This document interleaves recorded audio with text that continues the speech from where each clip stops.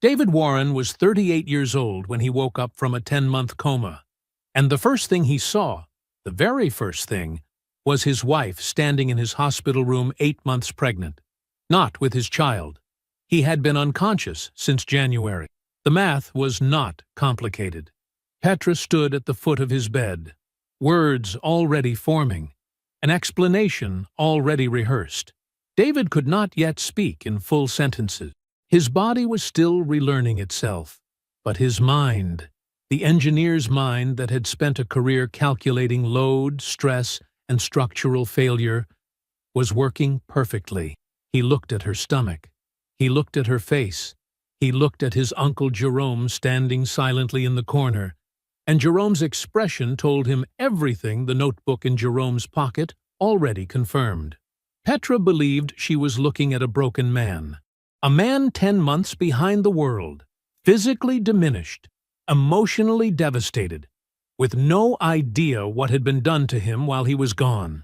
She had no idea how wrong she was. What David did next would cost her everything.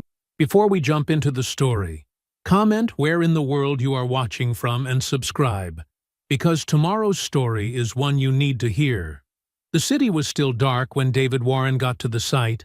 He liked it that way. That hour before sunrise, when the air was cool and thin and Atlanta hadn't started making noise yet, that was his hour. Just him. The blueprints rolled under his arm, and the structure rising out of the Georgia clay like something that had always meant to be there. He pulled on his hard hat and stepped past the chain-link gate. The bridge was close to done. 42 feet of reinforced concrete and steel cable spanning a drainage channel between two public parks. Nothing flashy, no landmark, but thousands of people would cross it every day without thinking about it, without knowing his name. And that was fine. That was exactly fine. David had never needed credit.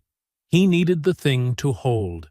He moved along the east walkway, crouching once to press his palm flat against a concrete pour from the day before. Still cool. Set well. He made a note on the margin of the blueprint.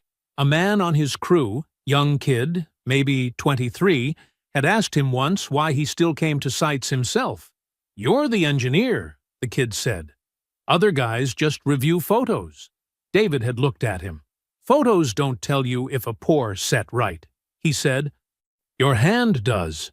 The kid had nodded slowly, the way young people nod when they file something away to think about later. David hoped he'd thought about it. He had been building things his whole life. He and Petra met at a work function. Her hospital, his firm, some downtown mixer that neither of them had really wanted to attend. She was laughing at something when he saw her across the room, head tilted back, sharp and confident and completely at ease in a crowd of people she'd just met. He remembered thinking, "She is so certain of herself." He had admired that, immediately, and without reserve. They married 2 years later. He was 28. She was 25. 10 years ago now. They had a good life. A house in a quiet subdivision outside the city. 4 bedrooms, 2-car garage, a backyard Petra had landscaped exactly the way she wanted. 2 incomes, no debt outside the mortgage. Vacations every year, nice ones, places with beaches and room service. David drove a used truck he'd bought for reliability. Petra drove a leased Audi she replaced every 3 years. He didn't mind that. He didn't mind most things. The children question had come up early, and then kept coming up, and the answer had always been Petra's to give. Not yet. The timing, the career, the partnership track at the practice she'd been grinding toward. He understood. He was patient. He would wait until she was ready because he loved her, and because the life they had was good, and he was not a man who pushed. He had told himself this so many times it had stopped feeling like patience and started feeling like fact. The sky was starting to lighten at the edges when he finished his walk through. He stood at the center of the bridge for a moment, both hands on the cable rail, and looked east toward where the sun was coming. The city hummed somewhere behind him. The structure did not move. It'll hold, he thought. It'll hold for 50 years. He rolled the blueprints back under his arm and walked to his truck. The drive to the second site was 40 minutes on a good day. He had coffee in the cup holder and a radio station playing something quiet and instrumental. He thought about the concrete pour. He thought about the punch list meeting at 2 o'clock. He thought, briefly, about Petra. She'd been distracted lately. He'd noticed, because he noticed things, it was wired into him, the same instinct that made him press his palm to concrete, the way she angled her phone away at dinner, the later hours, more frequent than before. The conversations that used to run long and then, at some point he couldn't pinpoint, had gotten shorter without either of them naming it. He'd turned it over in his mind a few times and set it back down. She was busy. The practice was demanding. She had always been someone who moved fast and needed space to do it. That was not new. That was just Petra. He loved her. He had decided to love her, and he was not a man who reversed his decisions. The light ahead was green. He moved through the intersection at normal speed, coffee in the cup holder, blueprint notes running through the back of his mind like a quiet engine. He never saw the other car. It came from the left, fast and without warning. A red light blown completely. The driver looking down at something that wasn't the road. The impact hit the driver's side door like a wall falling sideways. The coffee flew. The blueprints flew. The world made a sound like everything breaking at once. And then there was nothing. Just silence. Just dark. Jerome Warren got the call at 6:47 in the morning. He was in his kitchen, still in his robe, pouring his second cup of coffee. The number on the screen said, Grady Memorial. He set the cup down carefully, the way a man does when some quiet part of him already knows. He was in his car 11 minutes later. He found David in the ICU, behind a curtain, connected to more machines than Jerome could count. The sound of the monitors was constant and rhythmic and deeply wrong in the way that only hospital sounds can be. Steady, but not reassuring. Steady the way a clock is steady. Just marking time. A nurse told him the words: traumatic brain injury, multiple fractures, medically induced coma to reduce swelling. They would know more in the coming days. Jerome pulled a chair to the bedside and sat down. He was 62 years old, and he had buried his brother, David's father, 6 years ago. He had buried his sister-in-law 2 years after that. David was all that was left of the family he had come from, the family he had helped raise, the family he had shown up for every time without being asked. He sat in that chair, and he held David's hand, and he did not say anything for a long time. Petra arrived 3 hours later. She came through the ICU doors in her work clothes, still in her white coat, as if the call had reached her mid-shift. Her eyes were red. She cried when she saw him. Real tears, the kind that don't have any performance in them. She took Jerome's arm and leaned on him, and he held her up without thinking about it. He did not have any reason then to think about anything else. That first week, Jerome went home only to sleep. He brought a change of clothes in a bag. He learned the nurses by name. He learned the rhythm of the shift changes, the timing of David's vitals checks, the particular sound of the monitor when something was off versus when it was just doing its job. On the 4th day, he stopped at a drugstore on the drive-in and bought a small spiral notebook and a ballpoint pen. He didn't have a clear reason for it. He was a methodical man. 31 years with the Postal Service had made him that way, or maybe he had always been that way, and the Postal Service had simply given it structure. He believed in writing things down. He believed that what gets recorded gets remembered, and what gets remembered can be used. He wrote the date at the top of the first page. He listed the nurses on shift. He noted that Petra had arrived at 8:15 a.m. and stayed until 2:30 p.m., and that she had spoken to Dr. Ash for approximately 10 minutes near the window. He didn't know what he was building. He just kept laying the bricks. For the first 2 months, Petra came every day, then every other day. Jerome wrote it down. By month 4, she was coming twice a week, then once.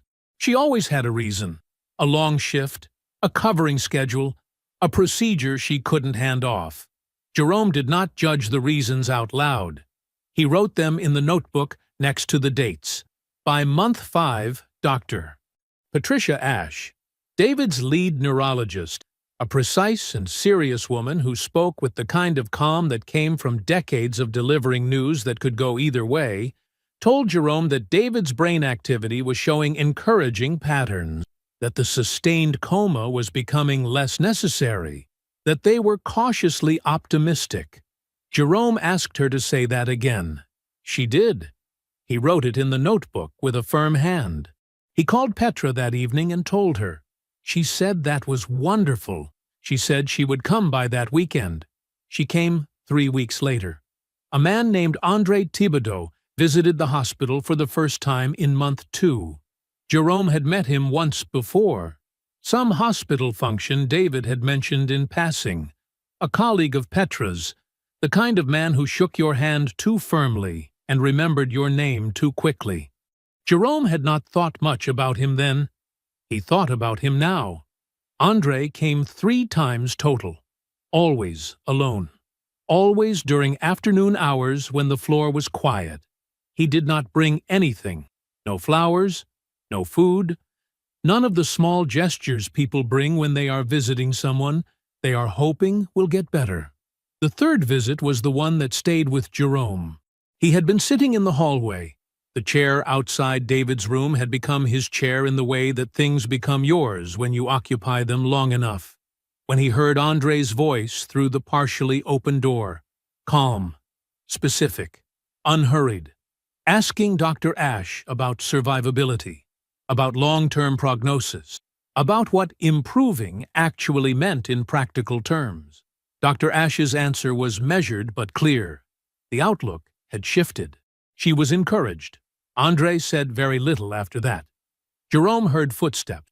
He looked up from his notebook as Andre came through the door. Andre glanced at him once, a brief, flat glance, the kind that doesn't register a person so much as confirm one is present, and walked down the hallway toward the elevator. Jerome watched him go. Then he looked down at the page in front of him and wrote the date, the time, and what he had heard. Andre did not come back after that. Jerome wrote that down too. Month 7. Petra stopped coming. She sent a cousin once with a small vase of yellow flowers. Jerome thanked the woman, set the flowers on the windowsill, and wrote the date in the notebook. He noted that it was not Petra. Month 8. Nothing. Month 9. Jerome was in the hallway in the early evening when he heard the elevator open at the far end of the corridor. Footsteps. Familiar ones. He looked up. Petra was walking toward the nurse's station. A brief check-in, it appeared, the kind that took 5 minutes and did not require sitting down. She had her bag on her shoulder and her head up, and she moved the way she always moved, quickly and with purpose. She passed under the long fluorescent light above the corridor. Jerome went very still. He looked at her. He looked at the unmistakable curve beneath her coat, the particular way her posture had shifted to carry a weight that had not been there before. He sat with it, the slow, careful arithmetic of a man who already knows the answer but needs a moment to let it settle into place. 10 months. David had been in that room for 10 months. The math was not complicated. Jerome looked down at the open notebook in his lap. He picked up the pen. His hand was steady. He wrote the date. He wrote the time. He wrote what he had seen. The first thing David Warren saw was a ceiling tile. White. Rectangular. A small water stain near the upper left corner, shaped like nothing in particular. He stared at it for a long time. It felt important, somehow. The plainness of it. The stillness. Something real and fixed to anchor himself to while everything else came back slowly, piece by piece, like furniture being carried into an empty room. Sound came next. A monitor, beeping with steady patience, a soft hiss somewhere behind his head, a distant voice down a hallway, calm and clipped, the language of hospitals, then a hand, warm, gripping his, holding on the way people hold on when they have been holding on for a very long time and are not quite ready to believe they can stop. David turned his head. It took more effort than it should have. His neck felt wrong, thick, disconnected, like a machine that had been left sitting too long without use. Jerome's face came into focus. His uncle was bent forward in a chair pulled tight against the bed, both hands wrapped around David's right hand, tears running without apology down the lines of his face. Jerome had never been a man who cried easily. He was a man who showed up and stayed and did what needed doing. But he was crying now, steadily, silently, like a man who had held something back for a very long time and no longer needed to. David opened his mouth. It took a while to make it work. "Hey," he said, or tried to say. What came out was barely shaped like the word. Jerome made a sound, not quite a laugh, not quite a sob, something in between, something that belonged only to that moment. "Hey yourself," he said. The days that followed were not graceful. Walking was an excavation. Speech came back in fragments, single words, then short phrases, the sentences rebuilding themselves from the inside out. His right hand trembled when he tried to write. He slept 12, 14 hours and woke feeling like he hadn't slept at all. But his mind came back faster than anyone expected. Dr. Patricia Ashe, precise, unhurried, with 30 years of neurology behind every word she said, sat with him on the third day and walked him through a standard cognitive assessment. She asked him to count backward from 100 by sevens. He made it to 2 without hesitation, paused on the next one, then kept going without prompting. She asked him to recall a sequence of 6 words she had given him 12 minutes earlier. He got 5. She asked him to describe the last thing he remembered before the accident. He described the intersection, the color of the light, the angle of the other vehicle. She noted the detail. She noted the focus. She wrote something in his chart that he could not read from the bed. Later, Jerome told him what she had said in the hallway. His cognitive recovery is remarkable. Whatever is driving it, let's not interfere. David understood, without needing to examine it, what was driving it. He had been still for 10 months. His body had been still. His life had been still. Everything in him that had spent 38 years building things, systems, structures, solution, had been waiting in the dark with nowhere to go. Now, there was somewhere to go. He just did not yet know how far he would need to travel. Jerome called Petra on the morning of the 4th day. She arrived the following afternoon. David heard the door before he saw it open. He was sitting up in the bed, pillows stacked behind him, and his eyes went to the door the way a man's eyes go when he has been waiting for something without admitting to himself that he has been waiting. She came through, and he felt something move in his chest, real and immediate, the 10 months collapsing all at once, the relief of her face, of her being there, of the specific shape of someone you love walking toward you when you thought you might never see them again. He tried to say her name. Then she turned sideways to set her bag on the chair near the window, and the word died before it reached his lips. Jerome was standing in the corner. He had not moved. He would not move. David looked at Petra's stomach. He looked at the undeniable, unmistakable fullness of it beneath her jacket. He looked at the way she carried herself, the slight backward tilt, the careful step, the posture of a woman 8 months into something that had been growing in the dark right alongside his silence. He looked at Jerome. Jerome's face did not change. He did not look away. He just held David's gaze with the steady, sorrowful expression of a man who had been waiting 10 months to stop carrying something alone. The room was very quiet. Petra was already talking. Her voice was low and halting and prepared. "Grief," she said. "Loneliness. The not knowing. I didn't know if you were coming back. I didn't know how long I was supposed to." David turned his eyes back to the ceiling tile, the stain near the corner, the same one he had woken up to. Something real and fixed. He breathed through it, slowly, in and out. His jaw was tight. His hand on the blanket was flat and still. He looked at Jerome. He shaped 2 words carefully, the way a man places weight on a beam he is not yet sure will hold. "Make her." He stopped, tried again. "Go." Jerome crossed the room without a word. He put a gentle hand on Petra's arm. He spoke to her quietly, close, his voice too low for David to hear. The door opened. The door closed. The monitor beeped. The hiss behind his head continued. David sat in the silence of the room he had woken up in the life he did not yet fully understand the shape of, and let the fact of it settle over him the way a structure settles, slowly, with weight, finding the level it will hold. His jaw stayed set.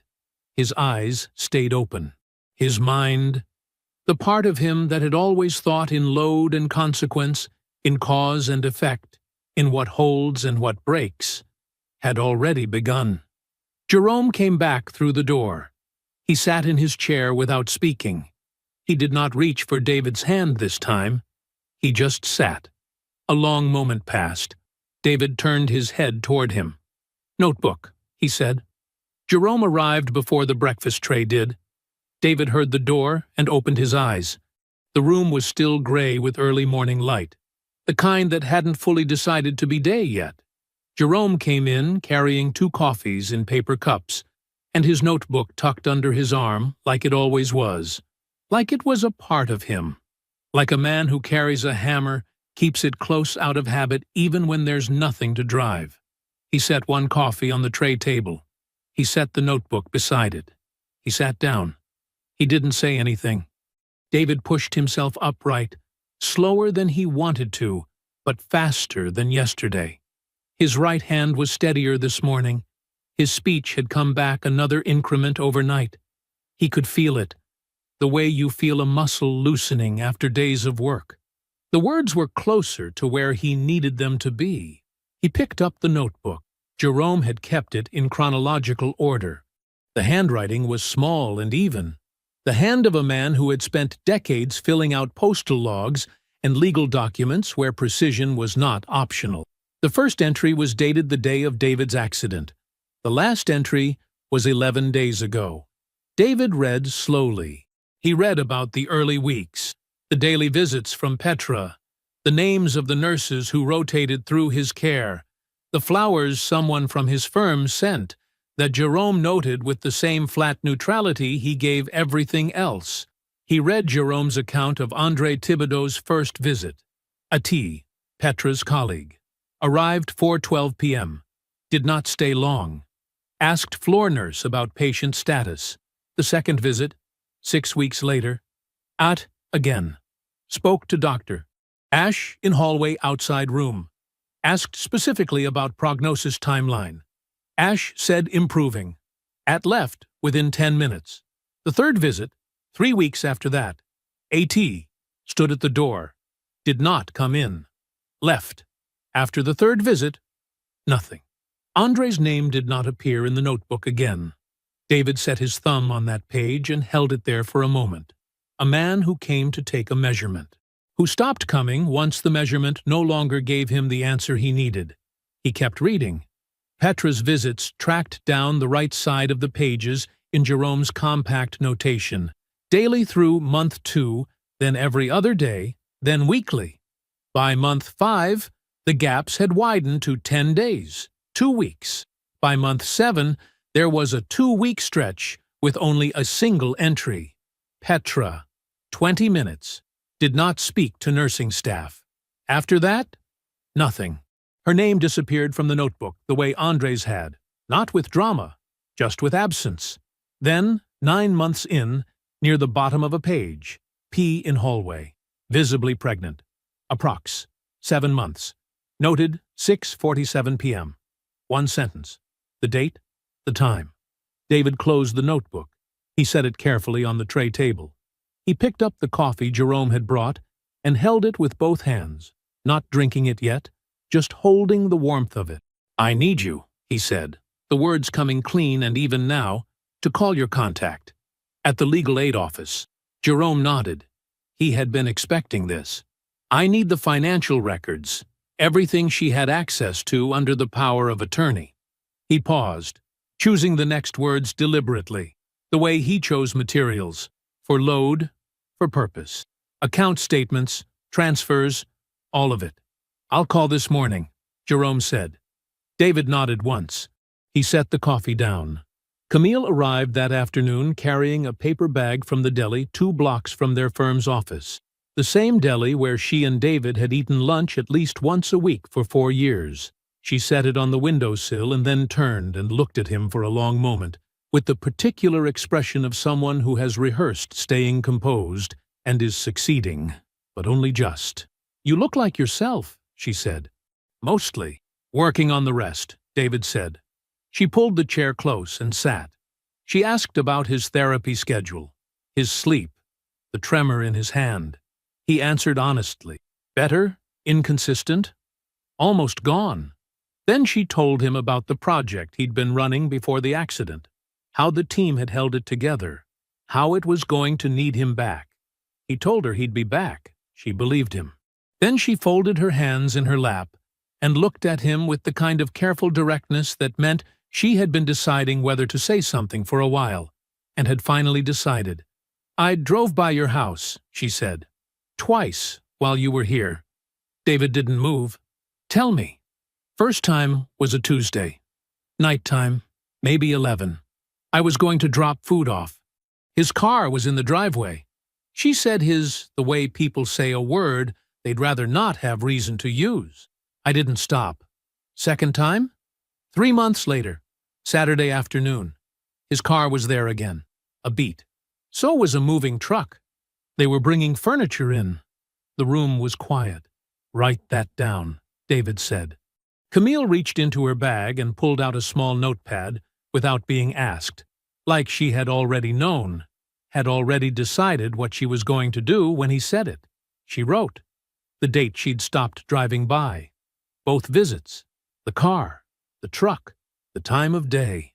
She tore the page out and set it on his tray table next to Jerome's notebook. David looked at the 2 documents side by side. "I need Jerome to find me a family law attorney," he said, "before the end of the week." "I'll help him look," Camille said. Jerome left to make calls just before dinner. Camille walked out with him. David lay back against the pillow. He stared at the ceiling tile, the same one, the water stain near the upper left corner, shaped like nothing, fixed and familiar. His face was still. His breathing was even. There was no grief in his expression. There was only the look of a man examining a structure, tracing its lines, testing its weight, finding every place it was weak. Jerome arrived at 7 in the morning with a manila folder thick enough to press flowers in.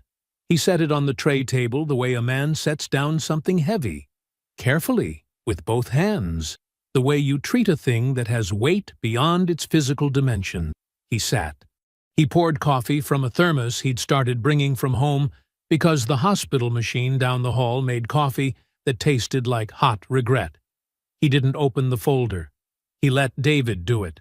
The documents were printed clean, organized by date. Jerome's legal aid contact, a woman named Ruth, who had worked in family law for going on 20 years, had pulled everything she could access and arranged it in chronological order. Jerome had gone through it the night before. He had not slept much afterward. David read slowly. He always read slowly, when the material mattered. The first document was the power of attorney filing. 6 weeks after the accident. 6 weeks, while David was still motionless in this same bed, while Jerome was still learning the names of the night nurses. Petra had filed for emergency financial power of attorney over his affairs. entirely legal. The kind of legal thing that exists for exactly this kind of circumstance, which is also what makes it a perfect instrument for the wrong kind of person. David set that page aside and moved to the next. The joint investment account, the one they had been building together for 11 years, the one where David had deposited portions of every bonus check, every overtime payment, every weekend site inspection fee, had been liquidated in 2 transfers. The first was $47,000, moved 48 days after the power of attorney was filed. The second was $47,000 again, 30 days after that, which told David it had been deliberate, calibrated, that someone had thought about the figure that would draw the least automatic scrutiny. The stated reason on both transfers: medical coordination and household management expenses. Total from the investment account: $94,000. Moved to a personal account in Petra's name alone.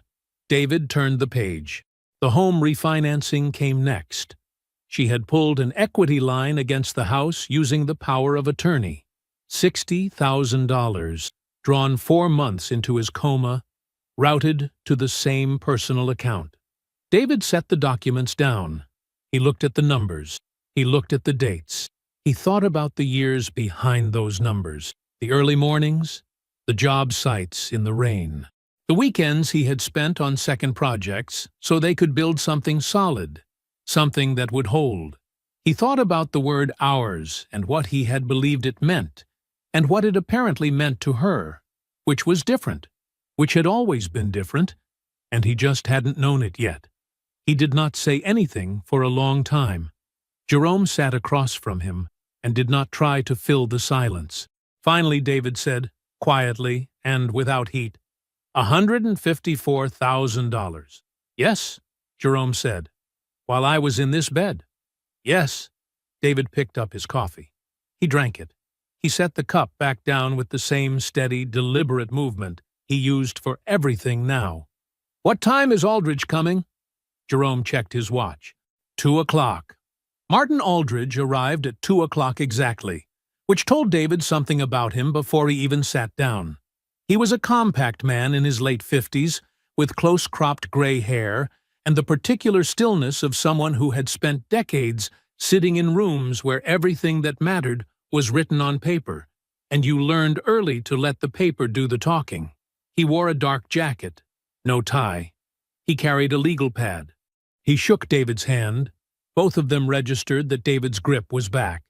And he sat in the chair Jerome vacated, and he read through the documents without speaking for 11 minutes. David timed it. When Aldridge looked up, he said, "The transfers are fully actionable under Georgia marital property statutes. The equity line especially. A power of attorney filed under emergency conditions does not grant unlimited authority over marital assets. It grants specific authority for the stated purpose, which was documented as medical coordination." He set the last page down. "She spent it on something else." "Yes," David said. "She did. Do you have documentation of where those funds actually went?" "Jerome's contact is still pulling the bank records on the personal account. We should have them within the week." Aldridge nodded. He made a note. "I can prepare the full divorce filing, financial claims, the power of attorney abuse, recovery of transferred assets, the equity line. I'll include the eyewitness accounts for the marital home and the timeline from your uncle's records." "Prepare it," David said. "Everything you can document, every dollar, every date." Aldridge uncapped his pen. "When do you want me to serve her?" David looked at him. "Not yet," he said. "I need everything assembled before she knows I know anything." He paused, and the pause had the weight of a decision that had already been fully made. "When I move, I want it to be all at once." Aldridge held his gaze for a moment. Then he wrote something on his legal pad and said simply, "Understood." Aldridge left at 3:20. Jerome walked him to the elevator and came back. David was sitting up in the bed, forearms on his knees, looking at the folder of documents still spread across the tray table. Jerome settled into the chair. David said, "Not yet. I need everything before she knows I know anything. Camille arrived at 8:15, carrying 2 coffees and a folder that was almost as thick as Jerome's. She handed David one of the cups, set the folder on the tray table, and pulled the chair close without being asked. She was wearing her work clothes, charcoal blazer, natural hair pinned back, which meant she had come here before the office. David noticed that. He filed it in the same place he filed everything now. I stayed up until 1, she said. I want you to know that, so you appreciate what you're looking at. David almost smiled. Almost. I appreciate it. She opened the folder. André Thibaudot, it turned out, was a man who had been very careful to look like he had nothing to hide. His hospital profile was clean. 12 years at the same institution. Strong patient outcomes. Active on 3 internal committees. His name appeared in 2 published cardiology studies from the previous decade, listed as a contributing author. On paper, he was exactly what he wanted the paper to say. But Camille had gone further than the paper. He sits on the board of a company called Meridian Medical Partners, she said, tapping a printed page near the top of the stack. Private company. They develop outpatient clinical infrastructure. Basically, they build and manage specialty care facilities and then contract with hospital systems to run them. David looked at the page. Meridian Medical Partners, Board of Directors. André Thibaudot, MD, listed 3rd from the top. And, he said, and Meridian has a pending joint contract with the hospital system where Petra works. Camille pointed to a separate document, a public procurement notice, printed from the hospital system's vendor disclosure portal. The contract is still in the approval phase, worth roughly $4 million over 5 years. She paused. André is on the committee that votes to approve outside vendor contracts. David read the page. He read it again. He never disclosed the board seat, Camille said. There's a mandatory conflict of interest declaration form that every committee member files annually. I pulled the public index. His most recent filing lists no outside board affiliation. The room was quiet for a moment. He lied on the disclosure, David said. In writing, on a form that carries institutional consequences. Camille picked up her coffee. I thought you'd want to know that. David set the page down carefully. He thought about André standing in David's hospital hallway, asking Dr. Ash about survival odds. He thought about André's car in his driveway on a Tuesday night at 11 o'clock. He thought about the moving truck on a Saturday afternoon, offloading furniture into a house David had paid for. He thought about the word calculation and how well it fit the shape of everything this man had done. What else? David said. The call from Yolanda Price had come through Camille's cell phone the previous evening, just before 10 o'clock. Camille explained it plainly, the way she explained everything. No drama, just sequence. Word had moved through the hospital's professional network that David Warren was awake and recovering. It had apparently reached Dr. Yolanda Price, a senior physician who had worked alongside André and Petra for going on 6 years, and she had tracked down Camille through 2 mutual contacts. She knew who I was because of the infrastructure project, Camille said. She asked if I had contact with you. I told her I was visiting tomorrow. She asked me to tell you she wanted to talk. About André, David said. About André. Camille folded her hands in her lap. She told me enough on the phone that I think you need to hear the rest of it directly. But what she told me was this. She has watched him do this before. David looked at her. There was another woman, a married colleague, different department, about 4 years ago. Camille's voice stayed level. Yolanda said the pattern was the same. He identified someone going through something difficult, someone whose professional life made them dependent on relationships in that building, and he moved in. It became serious enough that the woman's marriage ended. She paused. Then André stepped back, managed his exit, left her to deal with everything that came after. David was quiet.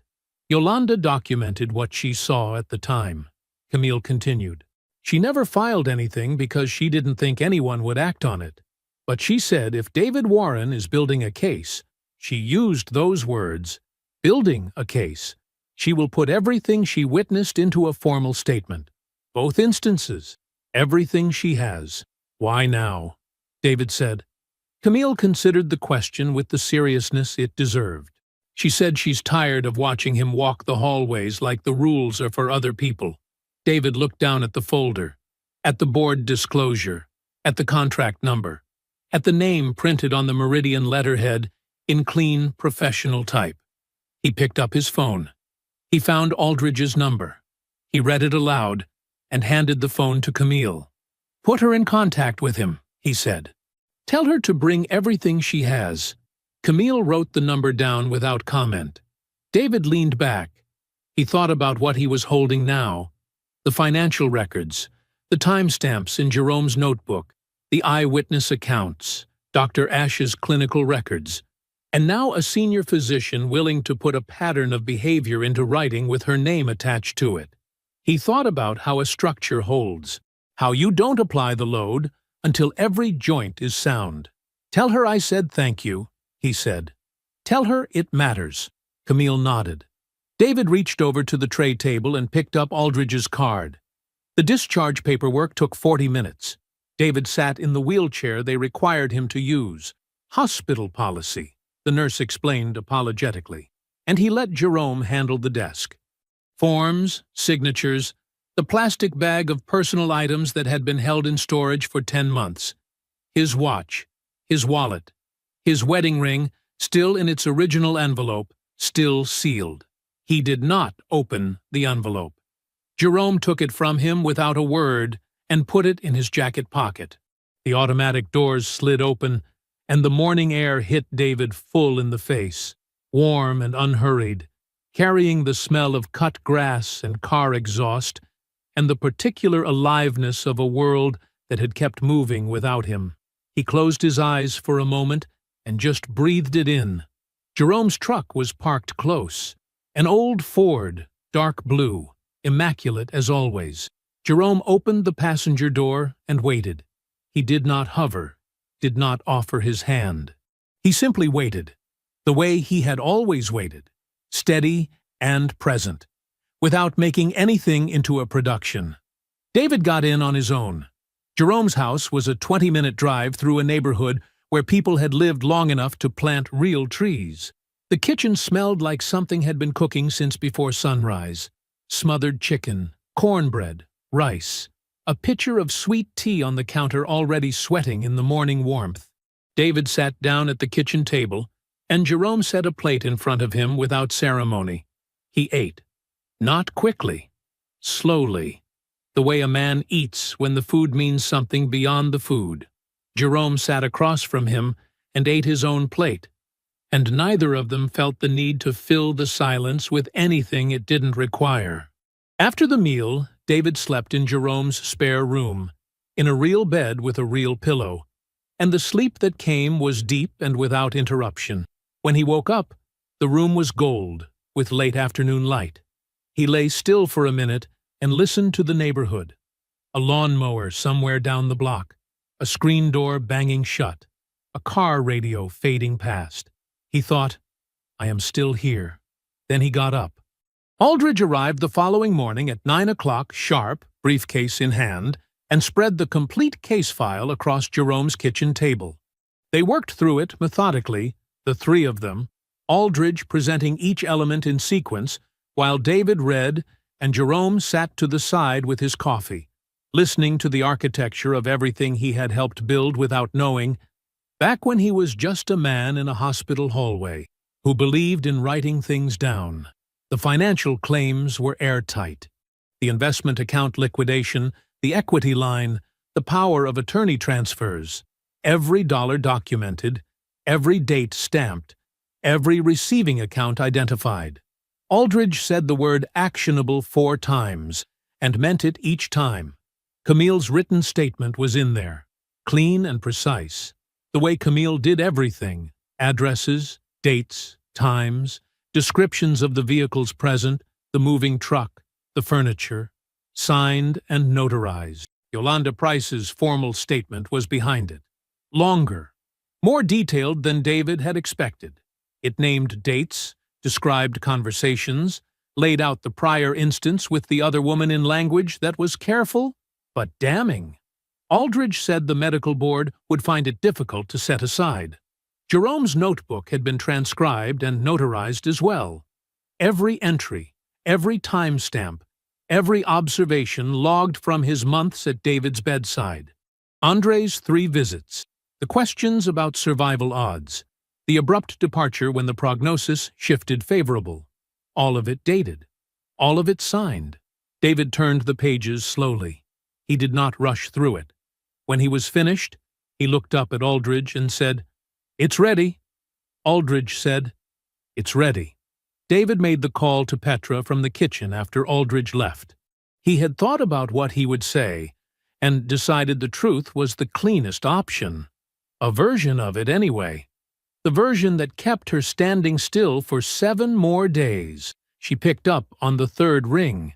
Her voice was careful in the way a person's voice is when they have been rehearsing how to answer. "David. Petra." He kept his voice easy, unhurried. "I wanted to hear your voice." A pause. Then, "How are you feeling?" "Better," he said. "Getting there." He let a moment pass. "I've been thinking. I'd like to have dinner at the house. Next week, once I've had more time to get steady on my feet. I want to talk. Just talk." Another pause. Longer this time. He could hear her breathing recalibrate. "Okay," she said. "Yes, I think that would be. Yes, I'd like that. I'm not angry," he said. And the steadiness in his voice was real, because it was not anger that he was carrying anymore. It was something far more organized than that. "Okay," she said again. Softer now, relieved in a way she was not trying to hide. They agreed on a day. He told her he would come to her. She thanked him. He said goodnight. He set the phone down. Then he dialed Aldridge. "1 week," he said. "Have the papers ready to serve the morning after." "They'll be ready," Aldridge said. After that, he called Dr. Ashe at the number she had given him before discharge. She picked up on the 2nd ring. He made his request clearly. Formal notarization of her clinical documentation, prepared for legal filing, her records of Andre's hospital visits, her records of the questions he asked, her records of how quickly he left when the answers stopped working in his favor. Dr. Ashe was quiet for exactly 3 seconds. "I'll have it to your attorney by end of week," she said. "I've been waiting for someone to ask." That evening, Jerome brought 2 cups of coffee out to the porch and handed one to David without a word. The street was settling into its nighttime quiet. Porch lights coming on down the block. The trees going dark and still. Somewhere, a television murmured behind someone's curtained window. They sat for a long time without speaking. Jerome turned his cup in his hands. He looked out at the street. Then he said it plainly, the way he said everything. "You sure?" David looked out at the same darkness. "I've been sure," he said, "since I saw her walk through that door." The house looked the same from the outside. Same brick, same mailbox, same 2 steps up to the front door. The oak tree in the front yard had put on another season of growth, and the lower branches hung a little heavier than David remembered. That was the only difference he could see. He sat in the car for a moment, not hesitating, just looking. Then he got out. He used his key. The inside of the house smelled different. A candle, something floral, and underneath it, something unfamiliar that had moved in and made itself at home in the months he was gone. He noticed it and set it aside. The kitchen table was the same table. Dark walnut, 6 chairs, bought at an estate sale 4 years ago because Petra had loved the legs. David pulled out the chair at the head of the table, the one he had always sat in, and lowered himself into it. He set the folder on the chair to his right, closed. He poured 2 glasses of water from the pitcher on the counter, set one at his place and one across from him, and then He folded his hands on the table. And he waited. Petra's car pulled into the driveway at 6:14. He heard the engine cut, heard the car door, heard the particular sound of her key in the front lock, the small habit of it, the specific rhythm. 10 years of the same sound. She came into the kitchen and stopped when she saw him. He watched her take him in. The way he was sitting, both hands on the table, posture easy, expression settled. She had expected something else. He could see it in the half-second recalibration that moved across her face before her composure caught up. She looked tired. She looked like a woman who had been carrying something heavy and was very practiced at making sure it didn't show. "David," she said. "Sit down," he said. Not unkindly. She sat. She looked at the water glass in front of her, and then looked at him. He nodded once. "Go ahead." And he meant it. He had built the space for this deliberately, the way you leave room in a structure for the forces you already know are coming. She spoke for several minutes. He had expected rehearsal. And there it was, the pacing of it, the careful sequencing of grief before loneliness, before I didn't know if you were coming back. She talked about the silence of those first months. She talked about fear. She talked about Andre in the way people talk about a mistake they are still partially defending. "It wasn't what I thought it was. It was never supposed to go this far. I know that doesn't help you. I know." She did not cry. He noticed that. She had decided not to. When she stopped talking, the kitchen was very quiet. David looked at her for a moment. Then he reached to the chair beside him and picked up the folder. He opened it. He set the first page on the table between them, turned so she could read it. "6 weeks after my accident," he said, "you liquidated $94,000 from our joint investment account." His voice was level, unhurried, the voice of a man reading from a set of engineering specifications. "You cited medical coordination costs. The funds went to a personal account I had no access to." Petra looked at the page. The equity line came 2 months later. He placed the second document beside the first. 60,000, drawn on the house under power of attorney. Same account. She said his name. $154,000, he said. "Moved out of our shared life while I was unconscious." "David, I was managing.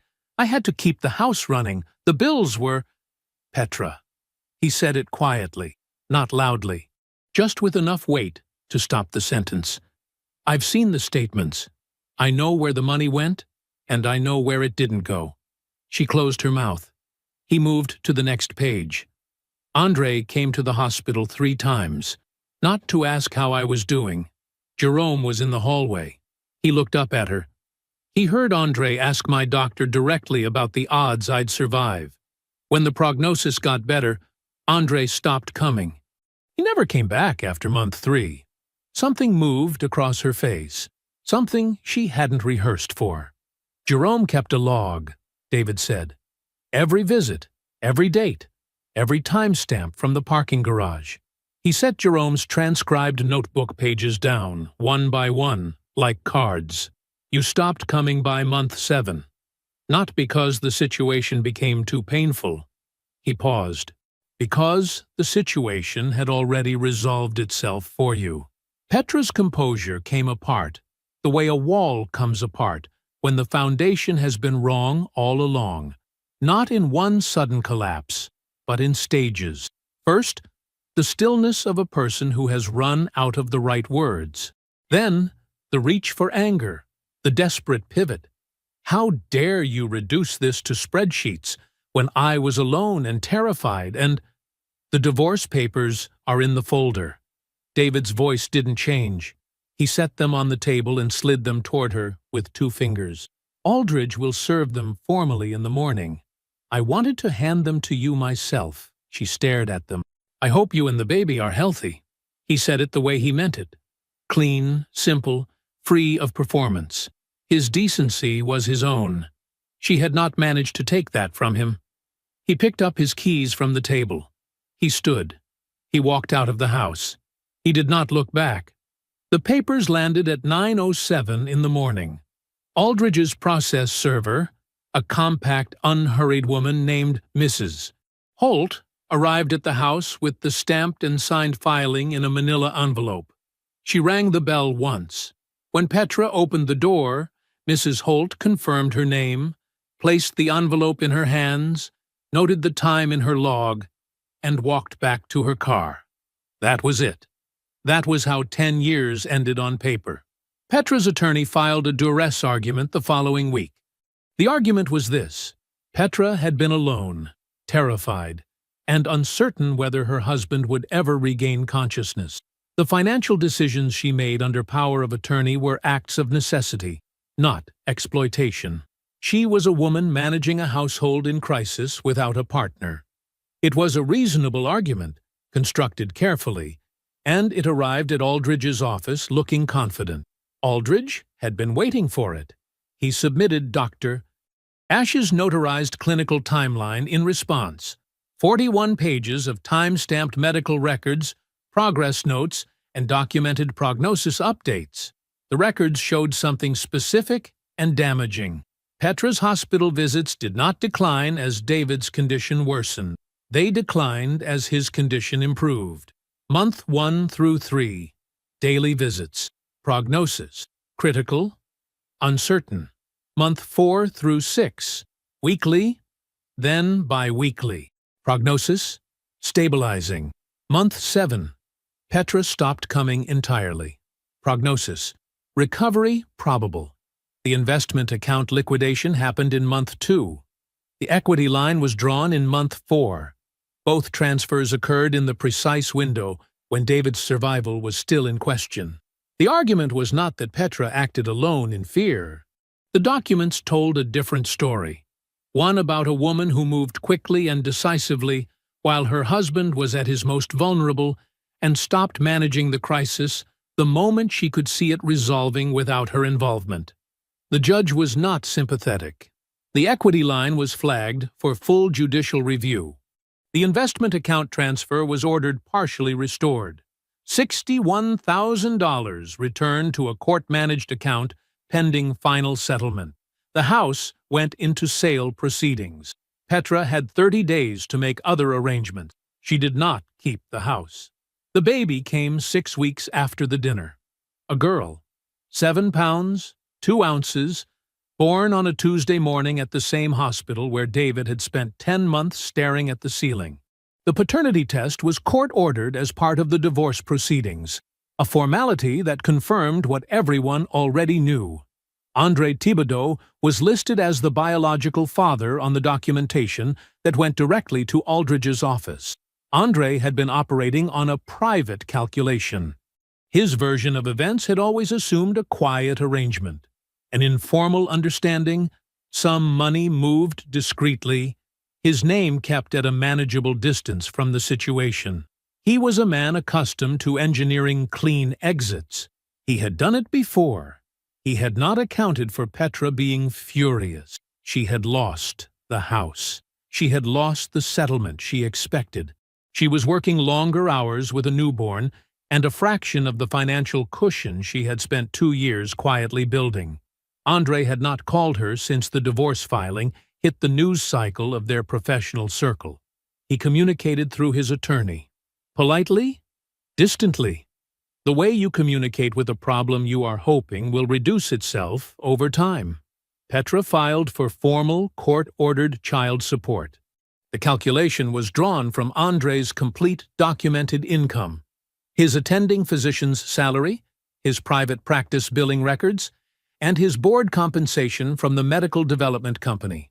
Aldridge had assembled that financial picture months earlier during the marital asset litigation, and when Petra's family attorney requested the same documentation, it was already in the system.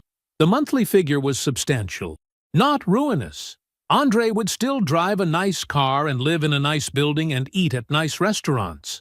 But it was a number he would write every single month for 18 years, and it had been determined by a court that had seen every dollar he earned and had done the math without sentiment. He was not present at the birth. He did not hold the baby in the hospital. Petra's mother flew in from Birmingham and stayed 3 weeks, and those were the 3 best weeks Petra had that year. Separately and methodically, Aldridge worked the financial litigation from a different angle. The marital home had been actively used as a shared residence by André Thibodeau for a documented period. Camille's eyewitness account placed his car in the driveway on a Tuesday at 11 p.m. and confirmed the offloading of his furniture on a Saturday afternoon. Jerome's notebook gave timestamps. The conclusion was not difficult to reach. André had benefited from a household sustained by marital assets, including an equity line drawn on a home he had no legal claim to. His attempts to maintain clean legal distance from the divorce proceedings failed. He retained separate counsel. The fees were significant. The arguments his attorney made were not bad. They simply ran directly into a wall of documentation that had been assembled by a man with an engineer's understanding of what load-bearing evidence looks like. The judge found that André had materially benefited from the dissipation of marital assets. That finding had consequences. Yolanda Price filed her formal workplace conduct complaint on a Wednesday morning in writing, with supporting documentation she had been quietly assembling for longer than anyone knew. The second woman, the one Yolanda had referenced, the prior instance, the married colleague from 4 years earlier, contacted Aldridge's office independently 3 days later. She did not want money. She wanted a record. She got a formal meeting with a medical board ethics review panel, and she arrived prepared, composed, and thorough. 2 complaints, 2 credible women, 2 distinct situations separated by years, describing the same pattern of behavior from the same man. The panel did not revoke André's license. The evidentiary standard was high, and neither complaint crossed into criminal territory. But the review was entered into his permanent professional record, the one that every hospital credentialing committee and every insurance board and every potential employer in the medical system would see permanently from that point forward. The conflict of interest audit came next. The ethics inquiry had triggered it automatically, a mandatory review of André's board activity during the period covered by the complaints. The audit surfaced something that had been sitting quietly in the financial records for 2 years. André had voted to approve contract terms that directly benefited his own private medical development company while serving on the hospital's oversight board. He had not disclosed the conflict. He had simply voted. A senior board member who had been uneasy about André for years recognized the opening and did not hesitate to use it. André resigned his board seat 4 days before the removal vote was scheduled. His public statement cited personal and professional obligations requiring his full attention. Nobody who read it believed a word of it. The pending joint contract between his company and the hospital system was pulled into a secondary review. It was restructured. It was awarded to a competing firm. He lost the seat. He lost the contract. He lost the revenue stream that board position represented, and he lost every future opportunity that would have grown from it. The professional network he had spent years cultivating, the board relationships, the institutional goodwill, the carefully managed reputation, developed a specific, quiet crack that would not close. Aldridge called David on a Thursday afternoon. David was at the drafting table in the spare room of Jerome's house, working through load calculations for a retaining wall section on the transit corridor project. His reading glasses were on. His coffee had gone cold. He picked up on the second ring. Aldridge's voice was professional and precise, the same as always, but there was something underneath it, a particular quality of satisfaction that a man develops after years of handling cases that don't resolve cleanly, when one finally does. He read David the child support figure. There was a brief silence. "That's not my problem anymore," David said. Aldridge laughed. A real laugh, unguarded, the kind that comes out when a man stops managing his reaction and just has one. David thanked him. He meant it. He hung up. He set the phone down on the drafting table beside his coffee cup. He looked at it for a moment. Then he picked up his pencil and went back to his blueprints. The sun was not fully up yet. David walked the site in the gray light before the crew arrived, hard hat on, clipboard in hand, boots crunching over packed Georgia clay. The transit corridor stretched out ahead of him, concrete pillars rising from the red earth, steel crossbeams catching the first pale color of morning. It was going to be something. He could see it already, the way he had always been able to see the finished thing inside the unfinished one. He moved between the pillars without thinking about his stride. The limp was almost entirely gone now. Some mornings he forgot it had ever been there. He stopped at Pillar 7, crouched down, and checked the base inspection tag. Signed, dated, initialed. Everything where it was supposed to be. He stood back up and made a small mark on his clipboard and kept walking. This was the part of the job he loved most, before the noise, before the crew and the equipment and the radios crackling and the foreman calling his name every 6 minutes. Just him and the structure and the quiet agreement between what he had designed and what was actually being built. He thought, "This is mine," not possessively, just accurately. The house was smaller than the one on the other side of Atlanta. He had chosen it himself, in a neighborhood where the yards were modest and the driveways were cracked in the agreeable way of places where people actually lived. He knew his neighbors' names. The couple to his left had a dog named Biscuit, who got out of the fence at least once a week.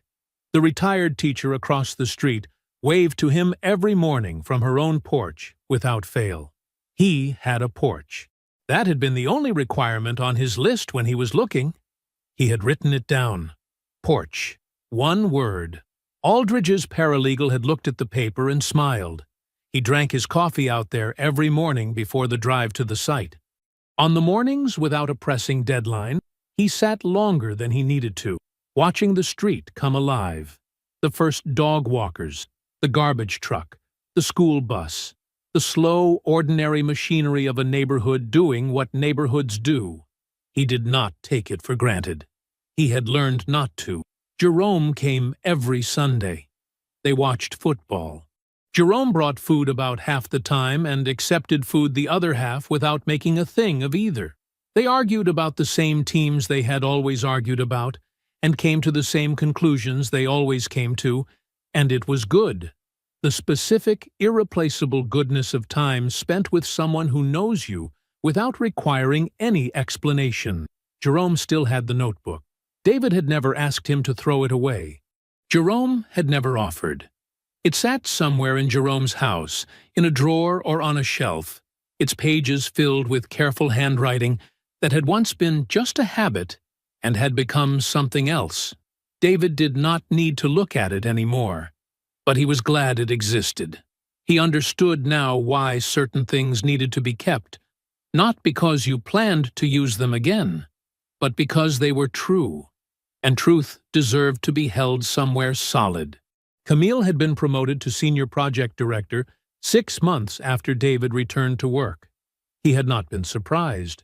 He had, in fact, told her it was coming, before she believed it herself. They had dinner once a month, the two of them, at a rotating cast of restaurants that Camille chose because she had opinions about food, and David trusted her judgment. She had brought someone to the last dinner, a quiet man named Marcus who worked in urban planning, who listened when other people talked and laughed at the right moments, and reached across the table for Camille's hand naturally, without thinking about it. David had watched them together across the table and thought, "That man is good to her." He had said so in a voicemail on the drive home, off the cuff, just because it was true and it seemed worth saying. Camille had called him back laughing, a little flustered, and told him he was embarrassing her. He had said he didn't see how. Dr. Ashe sent a card every year on the anniversary of his waking, never long. The same card stock, the same measured handwriting, the same 2 words at the bottom. Still remarkable. He kept them in the kitchen drawer, between the takeout menus and the extra batteries. He didn't know exactly why. He didn't examine it too closely. Some things you keep because putting them away feels wrong, and that is reason enough. The professional gathering was a regional infrastructure symposium in Savannah. A 2-day event, good speakers, better networking, the kind of thing David attended now because his name carried weight, and he had stopped pretending that was not true. A mutual acquaintance, a man named Gerald who meant no harm and had never mastered the art of reading a room, mentioned Petra in passing at the cocktail hour. Not cruelly, just conversationally, in the way that people fill silences with information they assume is shared currency. She was raising her daughter mostly alone, Gerald said. Had to sell the house. Working longer hours these days. Seemed tired in a specific way. The tiredness, David recognized, of someone whose carefully engineered life had not built what they expected it to. David held his glass. He listened. He did not perform sympathy, and he did not perform satisfaction. When Gerald finished, David said he hoped things got easier for her. And he meant it, fully, without remainder, the clean sincerity of a man who had finished grieving something and set it down completely, and walked away from it without looking back. Gerald nodded and moved on to other topics. David finished his drink. André Thibodeau paid child support every month. The court-determined figure, drawn from his full documented income, arrived on a schedule he had no mechanism to alter. He would write that check, or its electronic equivalent, every single month for 18 years. Not as punishment exactly, just as the mathematical result of what he had done and who he had done it to. He carried a permanent ethics review in his professional record. He had resigned his board seat under circumstances that required a public statement no one believed. He was known in his professional community in the specific, quiet, irreversible way of a man whose conduct had been examined and found wanting. People still shook his hand at events. People still called him doctor. But something had changed in those interactions. A fractional withdrawal, a slight adjustment in how much weight anyone placed on his word, that he felt and could not address and would feel for the rest of his career. He had not gained a family. He had gained a payment schedule and a permanent record, and the private, unshared knowledge of exactly what his calculation had cost him. David got home from Savannah on a Friday evening. He changed out of his conference clothes. He made coffee. Real coffee, not hotel coffee, and he took it out to the porch and sat down in the chair he had bought because it fit him right. The neighborhood was warm and unhurried. The light was going golden and slow the way it did in late Georgia evening, spreading itself across the rooftops and the yards and the cracked sidewalks without any urgency at all. Somewhere down the street, children were playing, the particular sound of it carrying in the cooling air, high and bright and unself-conscious. He drank his coffee. He thought about the bridge, the pedestrian bridge, his first one, the one that thousands of people crossed every single day without knowing his name or thinking about the man who built it. He thought about a ceiling tile and the sound of a monitor and Jerome's face, wet with tears, and the long climb back from a place most people don't come back from. He thought about a folder on a dinner table and a door he had walked out of on his own 2 feet, with everything he needed already in his hands. I built a bridge that thousands of people cross every day. I woke up from 10 months of darkness. I walked out of my own house on my own 2 feet. He finished his coffee. I am still here. That is enough. That is everything. I hope you enjoyed that one. Be sure to like the video and subscribe so you don't miss the next story. I've picked out 2 more for you that I think you'll really like.